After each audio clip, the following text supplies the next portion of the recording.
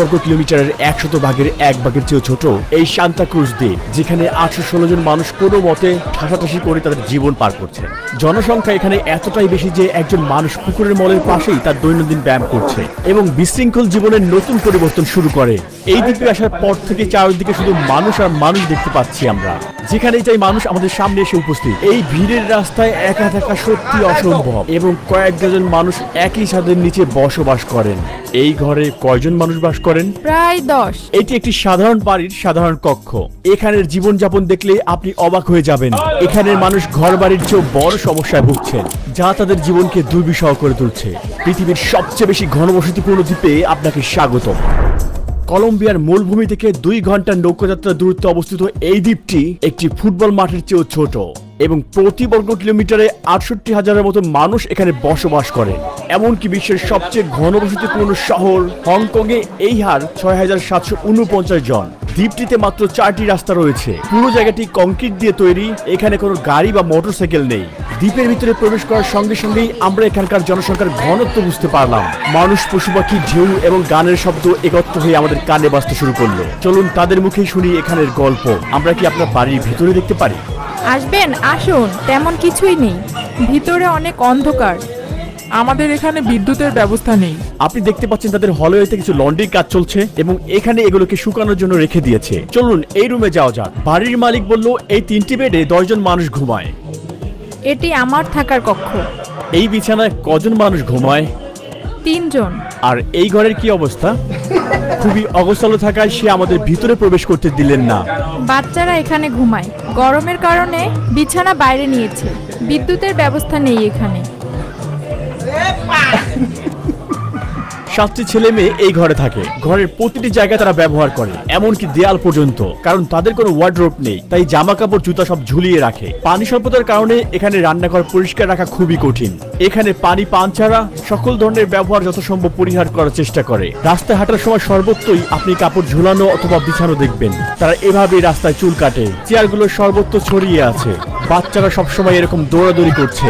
এখানে 220টি পরিবার অবৈধভাবে নির্মিত ঘরে বাস করে। এখানে কেউ জমির মালিক নন এবং কারো অনুমতি নেওয়ার প্রয়োজন হয় না।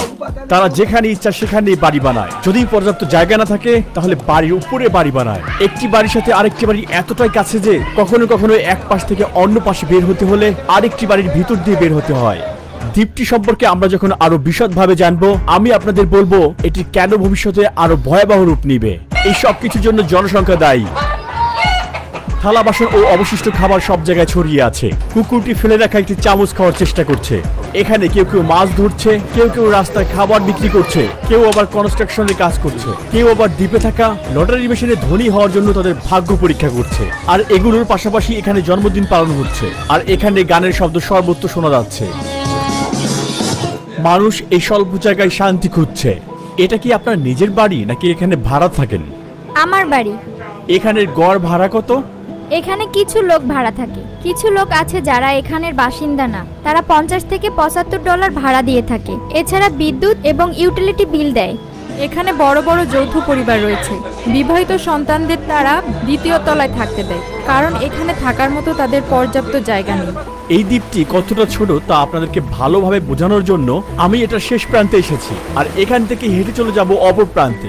আর এই পুরোটা সময় আমি মোবাইলে টাইমার ব্যবহার করব। চলুন দেখি কত সময় লাগে। এই সংকীর্ণ রাস্তায় হেঁটে আমরা পথ খুঁজে সামনে এগিয়ে যাচ্ছি। এখানে গোপনীয়তা প্রায় অসম্ভব, কারণ যেখানেই যাচ্ছি মানুষ ছড়িয়ে আছে। এখানে মোট জনসংখ্যায় শিশুরাই আধিপত্য বিস্তার করে। মাত্র 4 থেকে 5 কদমের মতো জায়গায়ও শিশুরা তাদের কল্পনার খেলার মাঠ বানিয়ে ফেলে। দ্বীপটিতে একটি স্কুল, একটি গির্জা, একটি ক্লিনিক, একটি হোটেল, একটি রেস্তোরাঁ এবং 3টি বাজার রয়েছে। আজ থেকে 200 বছর আগেও এই রাস্তা, কোলাহল, মানুষ কিছুই এখানে ছিল না। প্রচলিত আছে কিছু জেলে এই দ্বীপটি আবিষ্কার করেন। এরপর ধীরে ধীরে তারা তাদের পরিবারকে নিয়ে এখানে বসবাস করতে শুরু করেন। মশার উপদ্রব থেকে বাঁচতে তারা এটা করেছেন। এরপরে প্রবল পাথর, শামুক এবং বজ্র চাপিয়ে এই দ্বীপটিকে বাড়ানো হয়েছে। 2 মিনিটেরও কম সময় লেগেছে। আমরা 94 বছরের একজন মহিলাকে পেয়েছিলাম যে এই দ্বীপ সম্পর্কে সবকিছু জানে। তার জন্ম এখানে, সেখানেই আছে, একদিনের জন্য কোথাও যায়নি। একদিন 12 থেকে কিছু জেলে এখানে এসেছিল। এরপরে তারা এখানে থাকতে শুরু করলো। আর গত 100 বছরে এটা এত বড় হয়েছে। ওই সময় কোনো মোটর ছিল না, কাঠের তৈরি নৌকা ছিল শুধু। যখন আমার জন্ম হয় তখন শুধু এই ঘর আর কয়েকটি ঘর ছিল, এইসবের কিছুই ছিল না তখন। আমরা বিশ্বের দ্বিতীয় বৃহত্তম প্রবাল প্রাচীরের পাশে অবস্থান করতে পেরে ধন্য। খোলা সমুদ্রে 20 থেকে 30 মিটার উঁচু ঢেউ আমাদের উপকূলে পৌঁছালে তা প্রায় 25 থেকে 30 সেন্টিমিটার হয়ে যায়। দেখুন, আপনি এই দ্বীপের চারপাশে যা দেখবেন, উপকূল থেকে 5 থেকে 6 মাইল পর্যন্ত বিশুদ্ধ প্রবাল দ্বারা পরিবেষ্টিত। এখানে কতজন মানুষ বাস করে? 2টা পরিবার থাকে। প্রতিটি পরিবারে 6 জন সদস্য আছে, মোট 12 জন। রান্নাঘর কোথায়? রান্নাঘর চুলাটা এখানে থাকে, এটাই কোনো সমস্যা নেই। আমরা প্রোপেন গ্যাস দিয়ে রান্না করি। একটা নির্দিষ্ট সময় পরে পুষ্টির অভাবে এই কুকুরগুলো আর কখনোই বড় হয় না। সত্যি বলতে এখানে থাকা প্রতিটি প্রাণীর জীবন সীমাবদ্ধ। আমরা এমন একজন নার্স পেয়েছি যে সকল শিশুকে সুস্থভাবে পৃথিবীতে আসতে সাহায্য করেছেন। 40 বছর ধরে বাচ্চা ডেলিভারি করছি। কতজন শিশু? কি এগুলো মনে রাখা সম্ভব নয়। এখানকার বেশিরভাগ বাচ্চাই আমার হাত দিয়ে ডেলিভারি হয়েছে। যাদেরকে আমি ডেলিভারি করেছিলাম এখন তাদের বাচ্চাকেও আমি ডেলিভারি করি। আমার হাতে কখনো কোনো বাচ্চা মরেনি। মানুষ বমি, জ্বর, ডায়রিয়া নিয়ে আমার কাছে ছুটে আসে। আমি তাদেরকে বলে দিই কি করতে হবে, বাকি ওষুধ খেতে হবে। আধুনিক চিকিৎসা সেবার অভাবে জরুরি পরিস্থিতিতে সবাইকে ঝুঁকিতে থাকতে হয়। এই ভিডিও শেষে আপনি দেখতে পাবেন তাদের প্রধান সমস্যা কতটা গুরুত্বপূর্ণ। যাই হোক, এখানকার স্থানীয় মানুষের মতে এখানে একজন মানুষ গড়ে প্রায় 85 থেকে 90 বছর বাঁচে। আমার বোন 103 বছরে মারা গিয়েছে। মানুষ এখান থেকে চলে যায় শুধুমাত্র মৃত্যুর পরে, কারণ এই দ্বীপটিতে কোনো কবরস্থান নেই যেখানে মৃত্যুর পরে কেউ তার ভালোবাসার মানুষকে কবর দিতে পারবে। মৃতদেহগুলোকে অনুষ্ঠান করে একটি কবরস্থানের চারপাশে ঘোরানো হয়, তারপরে নৌকায় করে মূলভূমিতে নিয়ে তাকে সমাহিত করা হয়। গড়ে একজন মেয়ে এখানে কত বছর বয়সে বিয়ে করে বা বাচ্চা নিয়ে থাকে? সাধারণত এখানে একটি মেয়ের বয়স যখন 16 বছর তখন বিয়ে করে এবং বাচ্চা নিয়ে থাকে। এগুলির প্রমাণ করে এখানে জনসংখ্যা কি হারে বৃদ্ধি পাচ্ছে। একটি পরিবারে সাধারণত কয়টি বাচ্চা থাকে এখানে? 2 থেকে 5 জন পর্যন্ত। এখানের পারিবারিক জীবন অনেকটা ভিন্ন রকম। কোনো রকম আনুষ্ঠানিক বিবাহ ছাড়াই অধিকাংশ দম্পতি এখানে বসবাস করছে। এছাড়াও একাধিক সঙ্গীর সাথে সন্তান লাভ করাও এখানে স্বাভাবিক ব্যাপার। সে বিবাহিত? আমার স্বামী আছে কিন্তু আমি বিবাহিত নই। মানে আমরা স্বাধীন। এছাড়াও মানুষ তাদের ব্যক্তিগত বিষয় নিয়ে ভাবে না, তারা সবসময় তামাশা করে বেড়ায়। এই দ্বীপটির সবচেয়ে বড় সমস্যা হলো আবর্জনা। এর কিছু অংশ সমুদ্রে চলে যায় এবং বাকি অংশগুলো মূল ভূমিতে চলে যাবে। আপনি যেখানেই যান গন্ধ এবং মশার উপদ্রব পাবেন।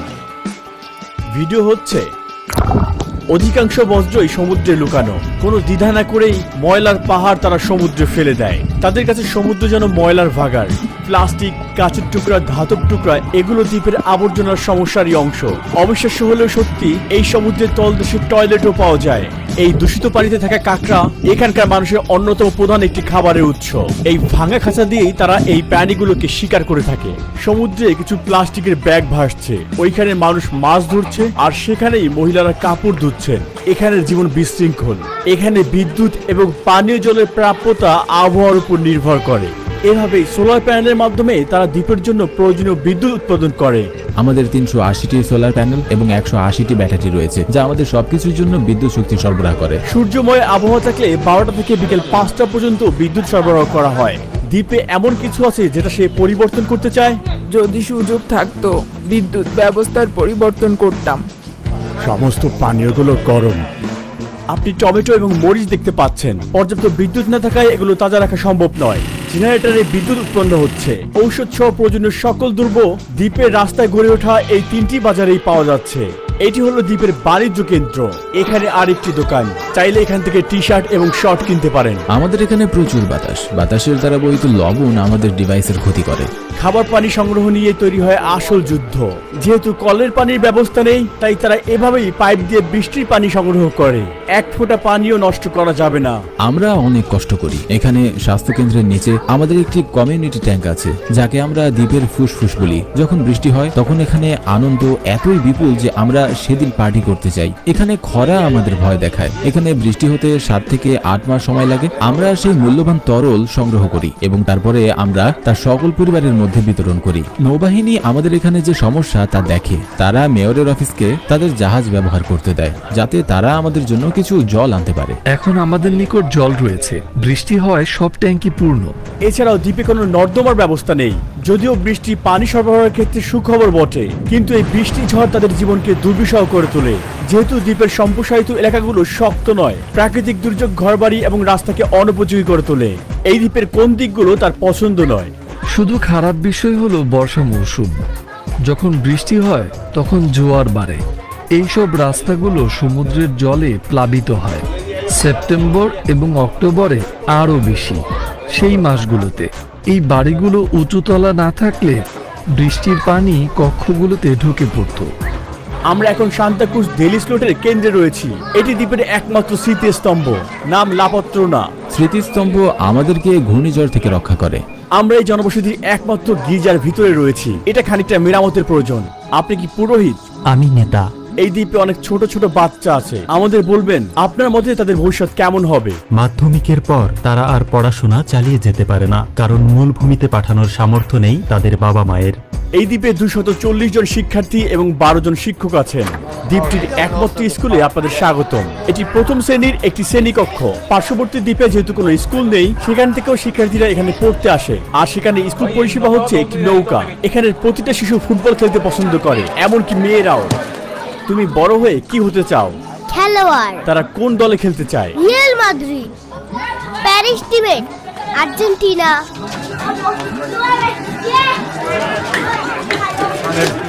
স্থানীয়রা পর্যটন থেকে তাদের জীবিকা নির্বাহ করে। এটি জাতীয় উদ্যান হিসেবে স্বীকৃত। দ্বীপটিতে প্রবেশের জন্য তারা $2.5 চার্জ কেটে নেয়। প্রতিদিন শত শত পর্যটকের আগমনে এখানে রাস্তায় আরো কোলাহল দেখা যায়। আমাদের কাছে পর্যটকেরা ঈশ্বরের আশীর্বাদ। তারা সরাসরি বা পরোক্ষভাবে কর্মসংস্থানের উৎস। উদাহরণস্বরূপ আমি একজন বারটেন্ডার। এখানে একজন ব্যক্তির দৈনিক গড়ে বেতন কত? এটা সেজনের উপর নির্ভর করে। ডুব দেওয়ার লোক আছে, সে যদি ভাগ্যবান হয় সে প্রতিদিন $30 উপার্জন করতে পারে। পর্যটক কম থাকলে সে মাত্র $15 উপার্জন করতে পারবে। একজন বারটেন্ডার পর্যটন মৌসুমের উপর নির্ভর করে ব্যয় এবং শ্রমিকদের অর্থ প্রদানের পরে প্রতিদিন $50 উপার্জন করতে পারে। এখানে পর্যটকদের জন্য একটি অ্যাকোয়ারিয়াম নির্মিত হয়েছে, যেখানে স্থানীয় মাছ, সমুদ্রের কচ্ছপ, এমনকি হাঙরকেও খুব সীমিত জায়গায় রাখা হয়েছে এবং পর্যটকদের এই প্রাণীদের সাথে সাঁতার কাটার অনুমতি দিয়েছে। এই জায়গাটি স্থানীয় অর্থনীতিতে উল্লেখযোগ্য ভূমিকা রেখেছে, কিন্তু মানুষ আসলে পরিবেশ তাদের জন্য কি সরবরাহ করছে তার মূল্যায়ন করে না। অতিরিক্ত মাছ ধরা এবং সমুদ্র দূষণের কারণে তাদেরকে মাছ আমদানি করতে হচ্ছে। আপনি যদি এখন মাছ ধরতে যান তখন আর আগের মতো একই পরিমাণ মাছ ধরতে পারবেন না। এখন রেস্তোরাঁয় যে মাছ আছে সেগুলো মূলভূমি থেকে এখানে আনা হয়। এই দ্বীপের একমাত্র হোস্টেল এটি। চলো ভিতরে যাই। এখানে পর্যটকদের জন্য একটি শান্তিপূর্ণ পরিবেশ তৈরি করা হয়েছে। এইটি হলো কোলাহলের মধ্যে একটি নীরব আশ্রয়ের স্থান। এত ভিড় সত্ত্বেও দ্বীপে নিরাপত্তা দেওয়ার জন্য একজনও পুলিশ নেই। যেহেতু এই দ্বীপের একে অপরকে সবাই চিনে, তাই তারা এটার প্রয়োজন বোধ করে না। দেখুন, এখানে আমাদের 800 জন মানুষ আছে এবং আমাদের কোনো পুলিশ নেই। তারপরও আপনি ডাকাতি, ছিনতাই বা ছুরিকাঘাত ইত্যাদি দেখতে পাবেন না। আমরা এখানে শান্তিতে বসবাস করি। এখানে আমাদের পুলিশ হচ্ছে আমাদের বয়স্ক বুজুর্গ মানুষেরা। আমরা এখানে সম্মান বজায় রাখি। যদি কোনো ধরনের ঝগড়া, ভুল বোঝাবুঝি বা ঝগড়া হয়, বয়স্করা আমাদের নিয়ে বসে, কে সঠিক তা বের করে, তারপর আমাদের পরামর্শ দেয়। তারপর আমরা হাত মিলাই এবং মনোমালিন্য ভুলে ভাই ভাই হিসেবে থাকি। সব ঠিক হয়ে যায়। তার কি অন্য কোথাও যাওয়ার পরিকল্পনা রয়েছে? আমি সারা জীবন এখানে পার করেছি। এখানে আমার জন্ম আর এখানেই মরবো। সন্ধ্যায় এখানকার বাসিন্দারা আরো সক্রিয় হয়ে ওঠে। আবহাওয়া শীতল হওয়ার কারণে সর্বত্র মানুষে ভরে যায়।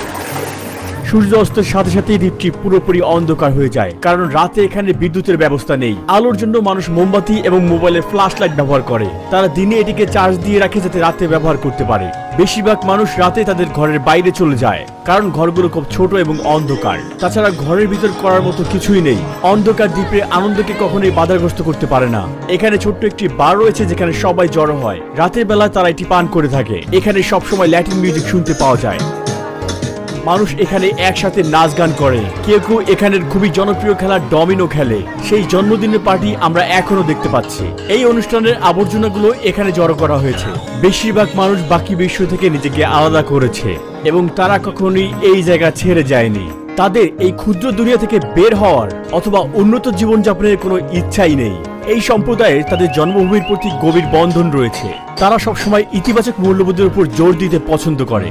সান্তাক্রুজ ডেলি স্লোটের সবচেয়ে বড় সমস্যা হচ্ছে পরিষ্কার পানির অভাব এবং প্রচুর ময়লা আবর্জনা। এই দ্বীপটি এত মানুষ ধারণ করার মতো অবস্থায় নেই। নেতিবাচক দিক থাকা সত্ত্বেও এখানকার মানুষের সম্পর্ক পরিবারের মতো এবং তারা খুশি। ভিডিওটি দেখার জন্য ধন্যবাদ। আমাদের চ্যানেলটি সাবস্ক্রাইব করতে ভুলবেন না।